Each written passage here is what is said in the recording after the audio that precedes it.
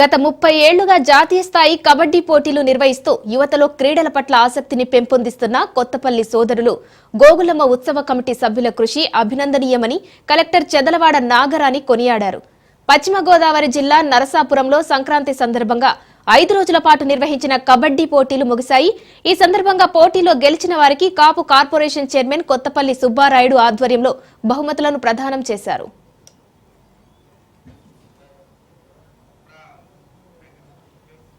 కాగా మహిళా విభాగంలో వరుసగా 1, 2, 3, 4 స్థానాల్లో సిఆర్పీఎఫ్, ఢిల్లీ, రాజస్థాన్, కోల్కతా, కేరళ జట్లు నిలిచాయి.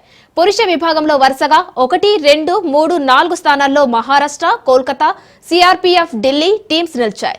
ఆ జట్లకు మొత్తం 7,50,000 నగదు బహుమతులు, జ్ఞాపికలు అందించారు.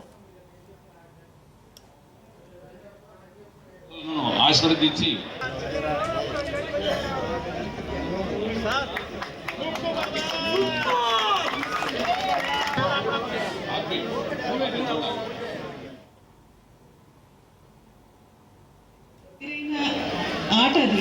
మేము కూడా చిన్నప్పుడు కబడ్డీ ఎంతో ఇష్టంగా ఆడేవాళ్ళం.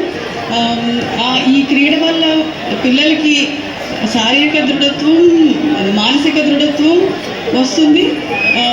ఇది చాలా టీమ్ స్పిరిట్ పెరుగుతుంది. ఒక స్ట్రాటజీ ఎట్లా వేయాలి అనేది జరుగుతుంది. ఈ గేమ్ లాస్ట్ 36 ఇయర్స్గా ఇక్కడ అప్రహితంగా ఇక్కడ టోర్నమెంట్స్ కండక్ట్ చేస్తున్నారు అంటే ఆ యొక్క నిర్వాహకుల క్రీడ మీద, ఆటల పట్ల, యువత మీద ఉన్న మక్కువ అర్థమవుతూ ఉంది. ఈ విధంగా యువతని ఎంకరేజ్ చేయడం అనేది చాలా గొప్ప విషయం.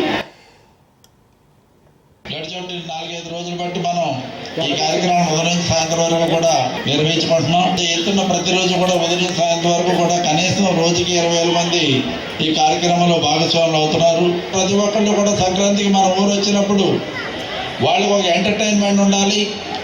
వాళ్ళకి ఒక పైసా కూడా ఖర్చు కాకుండా కుటుంబంతో సహా, భార్య పిల్లలు అందరితో సహా కలిసి చక్కగా వచ్చి ఉదయం నుంచి సాయంత్రం వరకు కూడా ఒక ఎంటర్టైన్మెంట్, ఒక క్రీడ ఉంటే బాగుంటుందన్న ఉద్దేశంతో మనం ఈ కార్యక్రమాన్ని మొదలుపెట్టాం.